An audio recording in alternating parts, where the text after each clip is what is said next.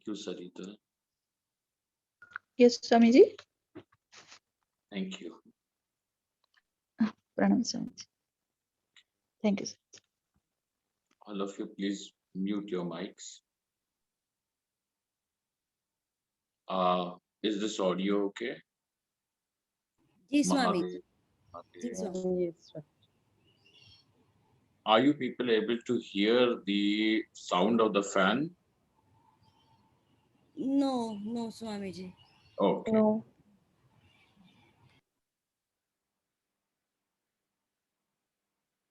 Om. Om Yo Brahmanam Vidadhati Purvam Yo Vai Vedanscha Prahinoti Tasmai Tam Hadevamatma Buddhi Prakasham Mumukshurvai Sharanamaham Prapadye. Om Shanti Shanti Shanti. Om Namo Brahmadibhyo Brahma Vidya Sampradaya Kartribhyo Vamshashibhyo Mahatbhyo Namo Gurubhyaha Sarvopaplavarahitaha Prajnanaganaha Pratyagartho Brahmaivahamasmi Brahmaivahamasmi Om.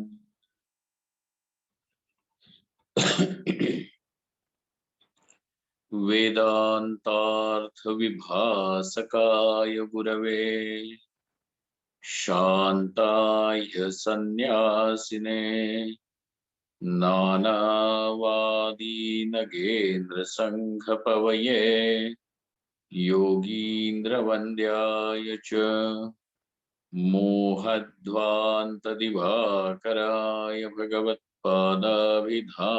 बिभ्रते तस्मै भाष्यकृते नमोऽस्तु सततं पूर्णाय बोधात्मने ॐ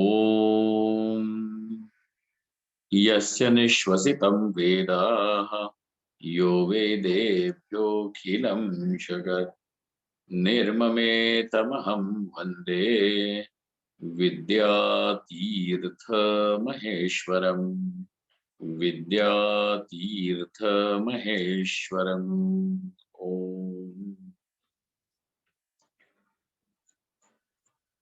कायं जीवन्मुक्तिः किं वा तत्र प्रमाणं कथं वा तत्सिद्धिः सिद्धौ वा किं प्रयोजनम्.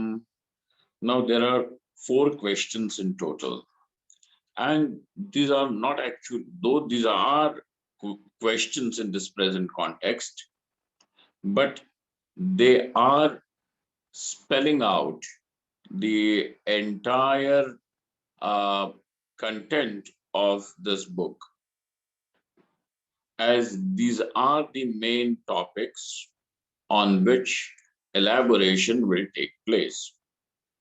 As what is the definition of Jeevanmukti? A. What is the pramanam? What is the valid means through which existence of Jeevanmukti can be validated, can be known, can be made evident? Second topic. The third topic is how then can this Jeevanmukti be accomplished? And fourth topic is Tat Siddhau Kim Prayojanam. What is the Prayojana? Even if this is accomplished, what will be attained through this accomplishment? What will be attained through the accomplishment of Jeevanmukti? How to accomplish Jeevanmukti? And then after Jeevanmukti, though is by itself an accomplishment, but it also further accomplishes some prayojanam, a purpose. What is the purpose?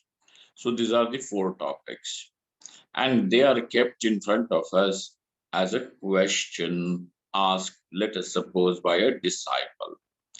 Uchyate. Uchyate is the pratijna done. So now the teacher is committing himself to answer, to address these four issues, four topics. So in the first go, the definition of Jeevanmukti is provided, and in the discussion which will be followed not very far away, the definition will be further refined. That refinement of the definition means gaining clarity about it. So, Jivataha Purushasya, of a living person, Purushasya. Every word we have to pay attention to, because every word that is kept in our in these books by the olden acharyas, Prachina acharyas, no word is placed over there meaninglessly to exhibit their vocabulary or anything. It has a purpose, and that is why it should be properly followed. Jivataha purushasya कर्तृत्व भोक्तृत्व सुख दुखादि लक्षणः चित्त धर्मः.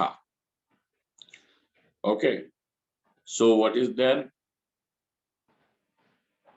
That kartrutva, now all of you know, I need not translate it every time. Kartrutva means the doership, the sense that I am the agent of an action, whether that action is a physical action or a verbal action or mental action, no matter whichever. I am the agent of that action.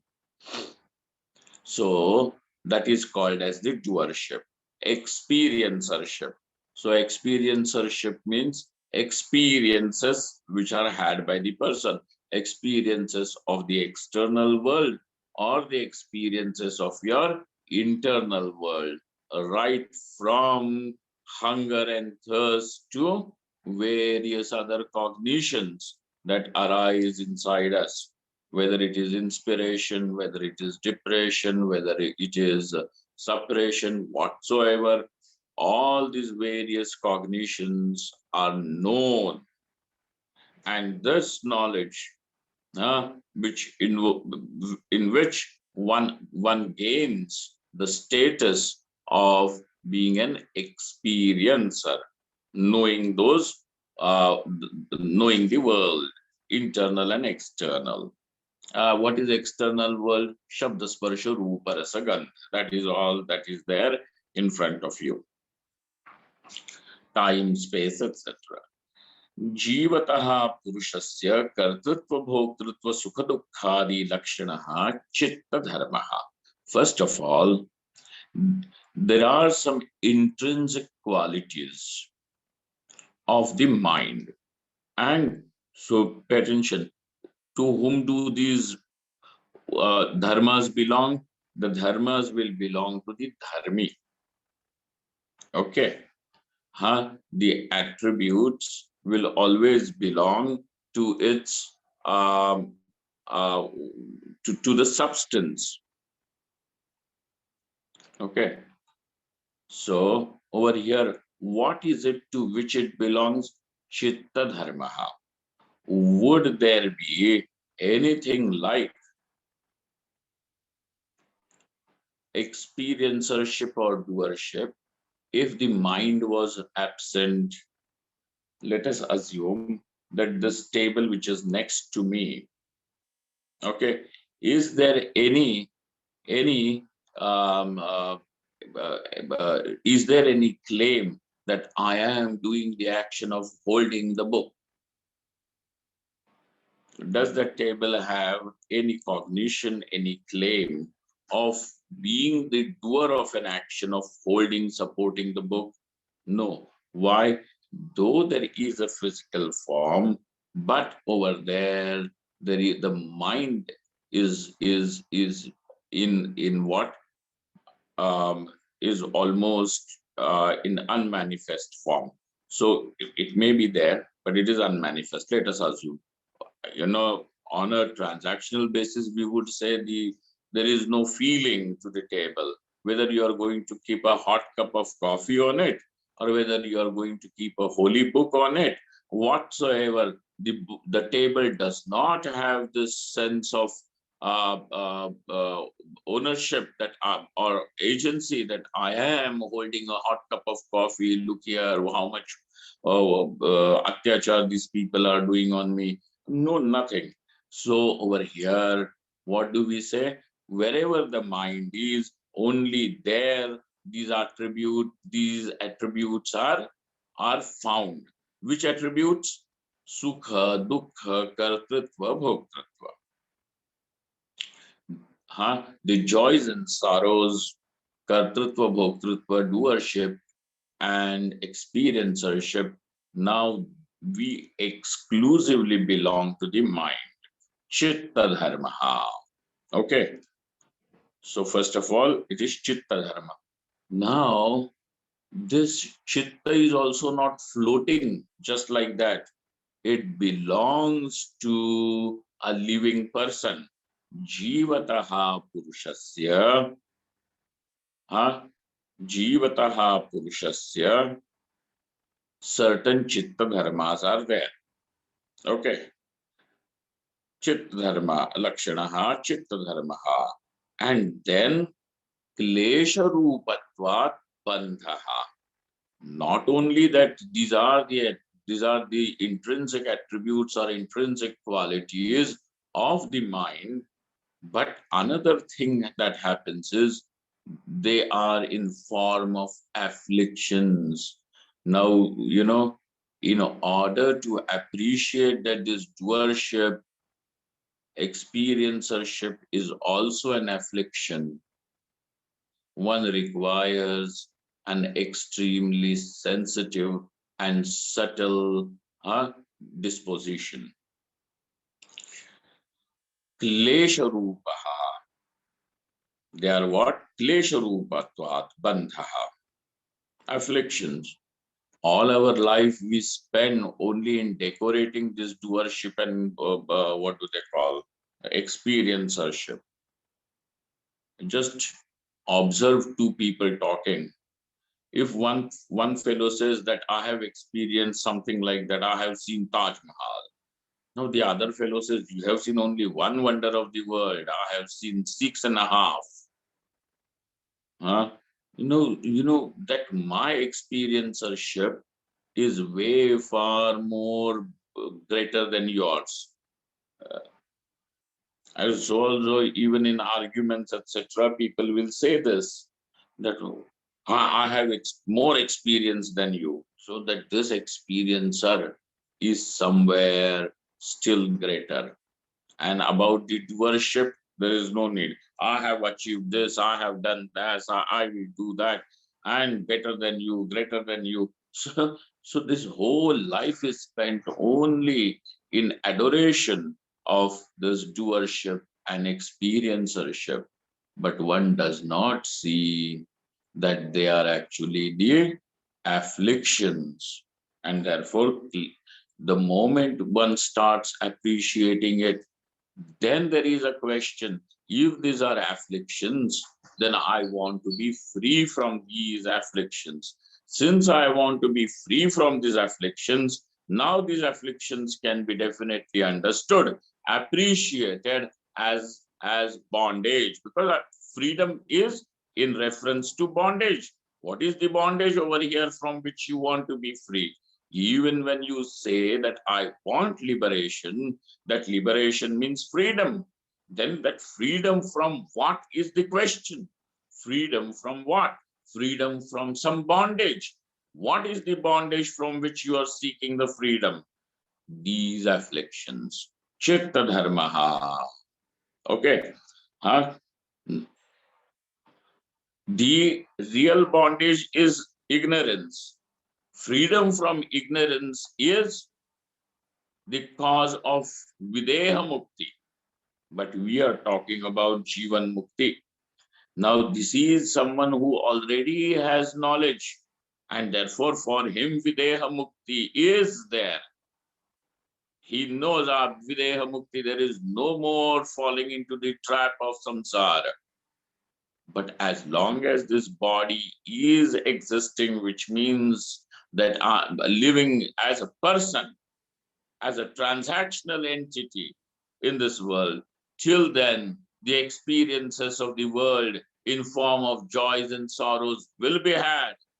And that means there will be some kartrutvam and bhoktrutvam also be present over there. And klesha rupatvat bandhaha bhavati. Tasya nivaranam jivan mukti. What is jivan mukti? Nivaranam means removal.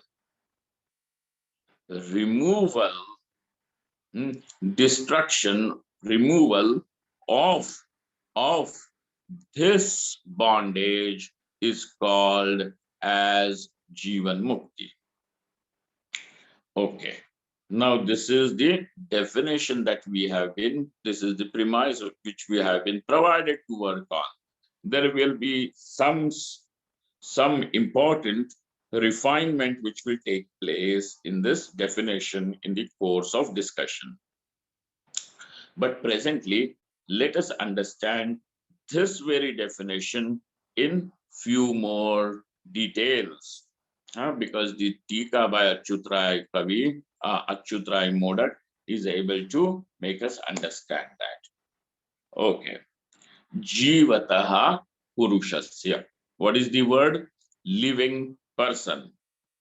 In Sanskrit, what is the word? Purushaha. Shashti Vibhakti will be Purushasya. So, possessive case, Purushasya, of this person. Jivataha Purushasya. Purushaha. What do you mean by Purusha? Do you mean to say Purusha? Generally, in our colloquial language, we would mean a male, a man.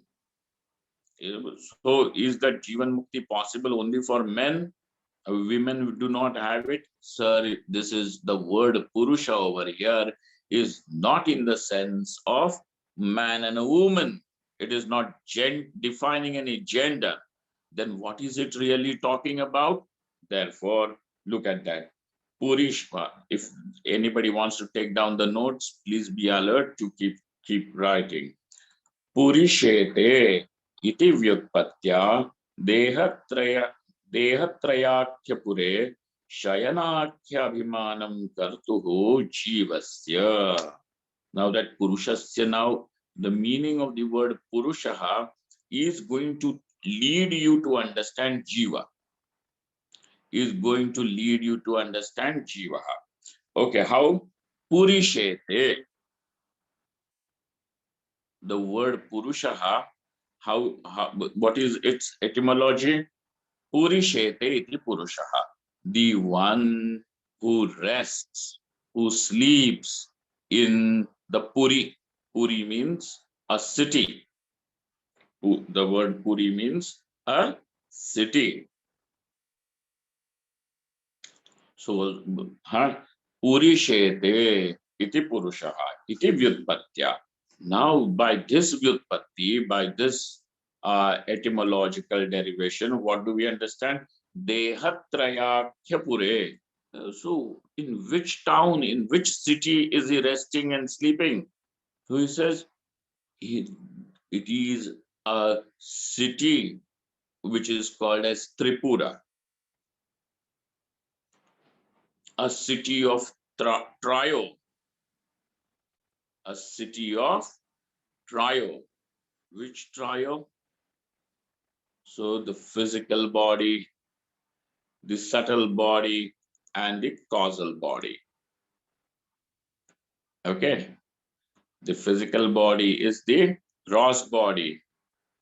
The subtle body, Sukshma Sharira. And then finally the Karana Sharira, the causal body. And So in where do you obtain yourself? In this body. So where is this person found? In the city. What is his address? This is the city where he lives. Where are you from? I'm from Delhi. So which means that he lives in Delhi. Where do you live? In this body. So in the body he is obtained, he is found. And therefore Purishete iti vyutpatya dehatrayakya pure. This is the Puri. Pura. And then, but you said he sleeps in that town, in that city. What do you mean by that sleeping? The sleeping means abhimanakhyam shayanakhya abhimanam. It, what does it mean? Shayanakhya. What is the meaning of that word? Oh, what is the meaning of that word shayana? Abhimana. Identification obtained not only in the body but as the body. So therefore he has this identification. I am a man, I am a woman, I am tall, I am short, I am brown, I am black, I am white, I am yellow, I'm healthy, I'm sick, I'm hungry, so on and so forth. He has these these identities, and therefore these identities are is the abhiman. So this is also twofold. One, in some places he claims I am, and in another way he claims mine. So aham and mama, iti abhimanaha, he has. So he will say my body, my hands, my legs, my mind, my hunger. One place he will say I am hungry. So hunger and the I is one and the same. And another place he will say, my hunger, my thirst, my anger, so on and so forth. Now you see, it is this, he uses a possessive case to say that. And wherever the possessive case is used, it means there is some distinction. There is the ownership, and whatever is owned is not you. It is owned by you, but not you. And therefore, there is a little distinction between that what is owned and the owner. So what do we find over here? This is the aham and mama, me and mine. Aham and mama. This is the abhiman. This abhiman, this identification is called as shayanam. This is itself called as resting in the town, resting in the city, living in the city. This is called as living in the city. So the one who is now obtained in this body, jivataha purushasya. So now this purusha means that of that jiva, of the person who is living in the body. What happens? Kartrutva bhoktritva ityadi. What is kartrutva? Kayikadi cheshtha anushtatritvam. Kayikadi cheshta anushtatritvam is called as kartritvam. Definitions. Okay. Please, those who are interested, note it down because very important. You know, just giving a substitute and trying to explain will always we will be searching for appropriate words.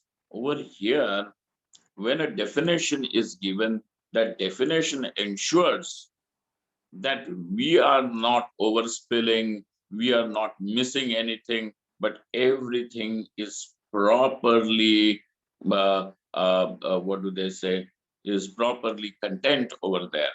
So therefore, kayikadi cheshta anushtatritvam. There are various actions Certain actions are the actions of the physical body, the activity of the mind, and the activity of the verbal activity. So there are kaika cheshta, vachika cheshta, and manasa cheshta. So there are these various actions.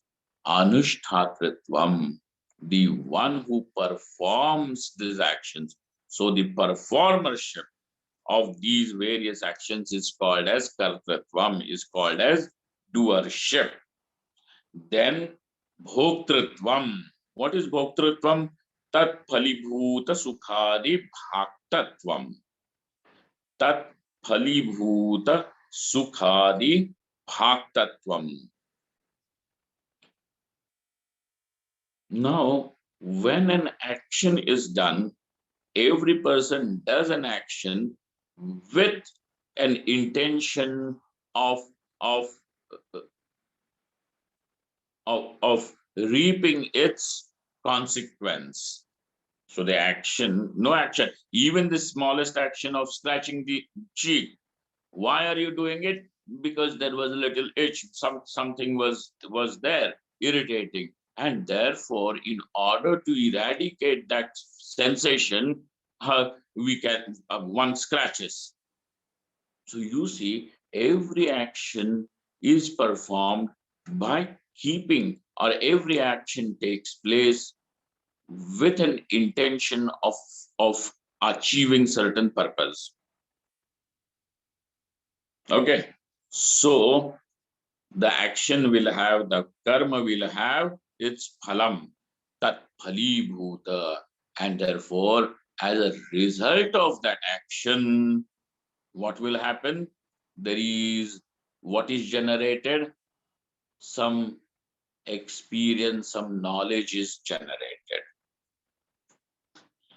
How is this knowledge? In form of aham sukhi, aham dukhi.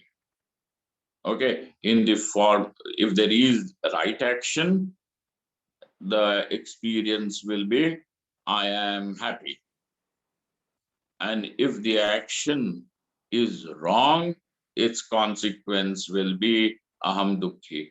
Now, when we have these cognitions, aham sukhi, aham dukhi, then what does it tell us is that there was some action whose consequence presently, the action already has taken place. The action may not be seen, may not be remembered, but does not mean that the action wasn't there. And therefore now there is this sukha dukkhadi bhogaha. Tat sukha dukkhadi. So tat phalibhuta. Tat phalibhuta means kaikadi cheshta phalibhuta sukha dukkhadi bhaktritvam. Okay. Is that bhaktritvam is called as bhoktritvam. So now you have kartritva, the doership, and the experiencership. So what are we trying to define? Chitta dharmas, the various intrinsic qualities of mind. And because he has used these four and said etc. So let us at least understand these four. And then whatever can be brought under etc. can be brought. Huh? What is sukham? What is sukham? So those people who have done this, Tarka Sangraha, etc., will know. Anukula vedaniya chitta vritti visheshaha. Huh? Anukula vedaniya chitta vritti visheshaha. It is a specific cognition. Sukham over here is a specific cognition. Let us go step by step, and I will, because Achyut Rai Modak has definitely taken us to a very nice and giving us more clarity about Sukham, Dukkham, etc. So let's begin over here. Everybody says, what is Sukham? It is a feeling in the mind. Now, what does he mean by saying that it is a feeling in the mind? He means to say that it is a mental modification. Chitta vritti visheshaha. It is a vritti. It is a modification that mind has shaped into this form. Okay, it has mind has shaped itself into this form. And how is it? What that is called as sukham or dukkham. But when will that modification be called as sukham? It will be called as sukham when it is anukula vedaniyam, when it is something known, the cognition, it is cognized as conducive. A mental modification cognized as conducive. Okay, a conducive cognition is called as sukham. That is better. A conducive modification, mental modification, is called as sukham.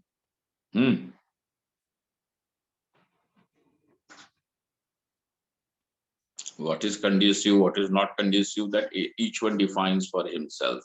Somebody may like more chili in the food, and that's why that becomes conducive to him. Somebody likes less chili, less salt, that becomes conducive to him. But whatever that may be,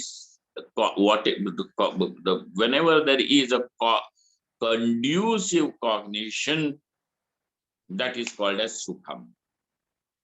Okay. Then so also now what is dukkham? Pratikula vedaniya sa eva dukkham. Sa eva matlab chitta vritti hai. Sa eva dukkham. So the cognition which is not conducive then is called as dukkham. Then what can be brought under etc.? Etc. means adi padat kamadi graha, lust, greed, etc. Bring everything. Okay. What are all these things? They are chitta dharmas basically. Kartrutva, bhoktrutva, adi, sukha, dukkha, and lust, greed, ambition, so on and so forth. Everything. They are chitta dharma. Then these chitta dharmas are afflictions, klesha, afflictions, and because they are afflictions, one wants to be free from it, because of which it is a bondage. Freedom from these bondages, or freedom from this bondage, is called as Jeevanmukti. Okay, there is now up to this point is fine. Now look at that, how we go into a little more detail. He says, to say that sukham is a bondage,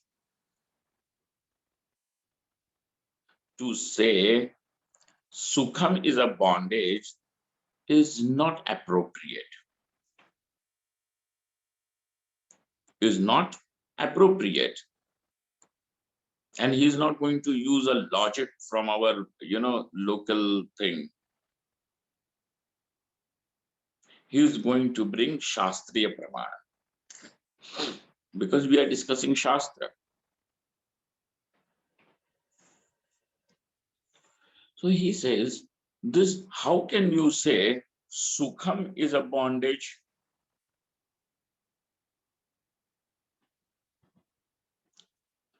A layman does not say Sukham is a bondage.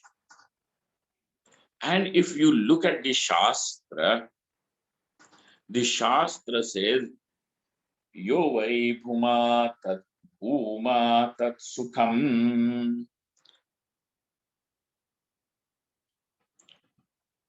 Paramatma is called as Sukham.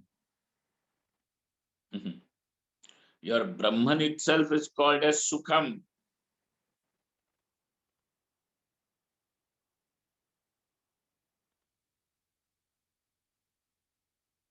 And therefore, and this Paramatma is of the very nature of Mukti. What is the nature of Paramatma? Liberation is the very nature of Paramatma, of the self. Then, and that is Sukham. Therefore, now there is this, we are saying, when this is Sukham, how can that Sukham be called as bondage? Therefore, to say that this Sukham is a bondage, this is a defect, it is a dosha. It is a dosha. So now the student or the opponent, if it is a student, he has a doubt. If it is an opponent, he has a claim. If it is a student, his doubt will be clarified. If it is an opponent, his claim will be pulverized. Okay. So now we will take this, which is to call Sukham as a defect. To call Sukham as a bondage is a defect. Now we are going to work on this premise because we are saying that Sukham is a bondage. Just as Dukkham is a bondage, so also Sukham is a bondage. So now here,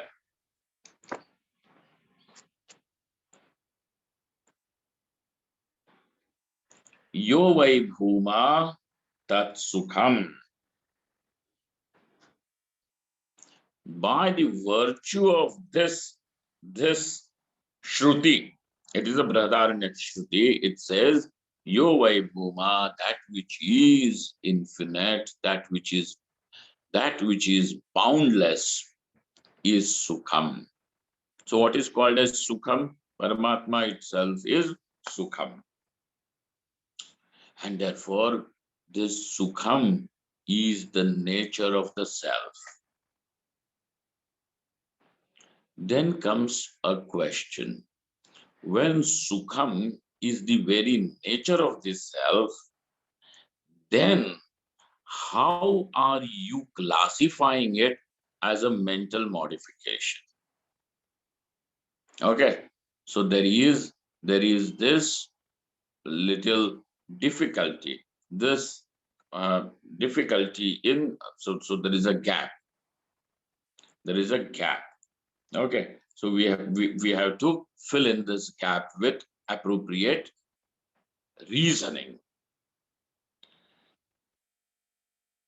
So this Sukham, how have you classified it as some type of mental modification, as a chitta vritti? The word vritti means just don't call it as thought now. Let us be a little more precise. Modification. Okay. So the answer that the teacher gives over here in the Tika, in that commentary, is in this present context. Let us not forget the context. The context is in explaining what is bondage, and freedom from that bondage now can be called as Jeevanmukti. Over here, in this context, the Sukham means a mental modification brought about by a conducive experience. You have eaten the what do they call it? So licking an ice cream on a hot sunny day, and now there is the Sukham, a conducive experience. Over here, what has happened is, so now the self, the joy of the self is reflected, just as the consciousness reflected in the thought, in the mental modification. assumes that I am what do they call, a sentient being. So sentiency is now associated with the mind. Like that, just as the consciousness jnanam is reflected, even the sukham also gets reflected. And when the self as the sukham is reflected in a sattva pradhana vritti, now this vritti also becomes sukhakara, becomes of the form of sukham. And therefore, this particular vritti, which now is saturated with the reflection of sukham is the sukham which is the self. Now self reflected as sukham in the vritti, this vritti is called as sukham. This vritti also will be called as sukham. This is what we call what is happiness? It is a feeling. We say that it is a feeling. It is a feeling, which means that we claim that it is some sort of mental modification. So over here, and that sukham means that which is infinite, boundless, limitless. Yo vai bhuma tat sukham. So just as the space also gets reflected, space is infinite, but it gets reflected in a small bowl of water too.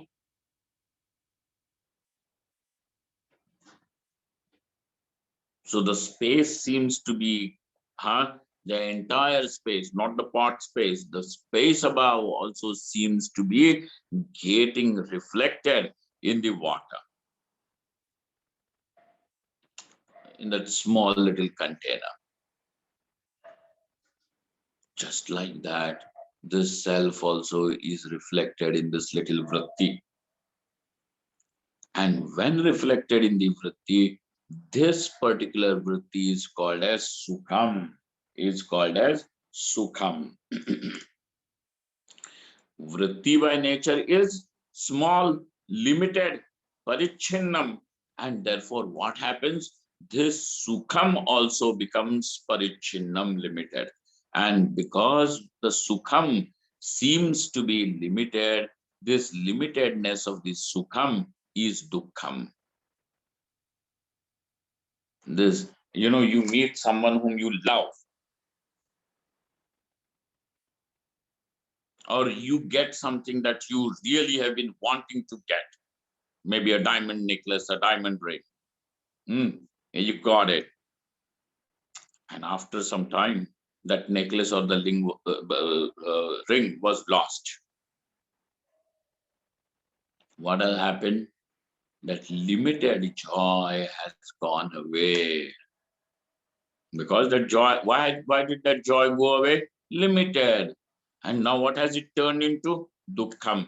And even if it is not lost, the very fear that it may get lost is itself sitting over there at that same time.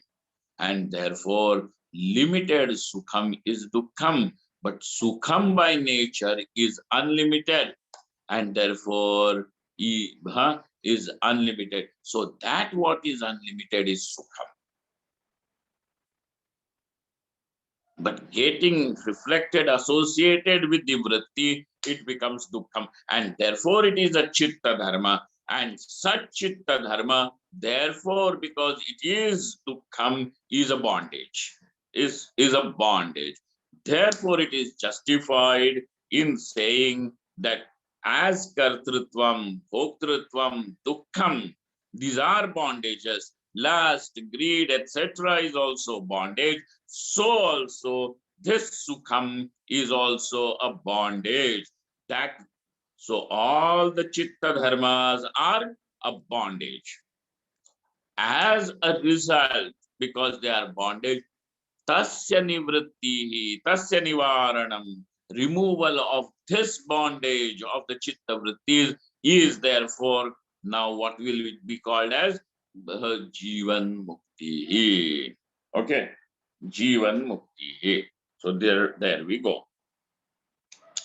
Okay.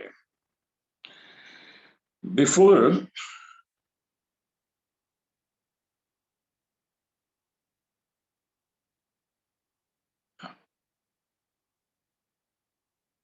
okay, before we go there, there is one little doubt which now will be elaborated in the discussion which is going to follow.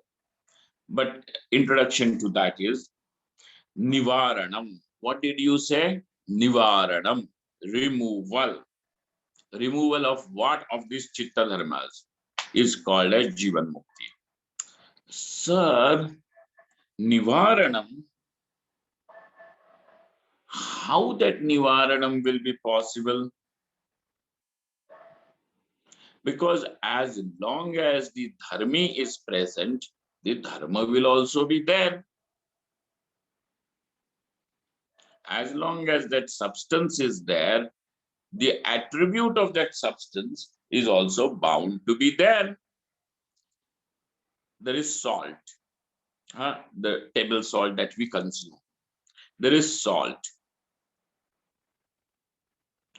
The taste of the salt is salty, okay?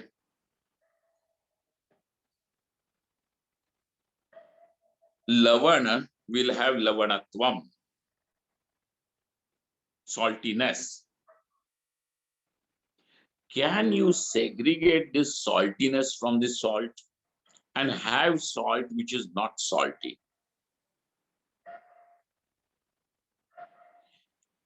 Will it be now salt, that which is consumed? Will it be salt?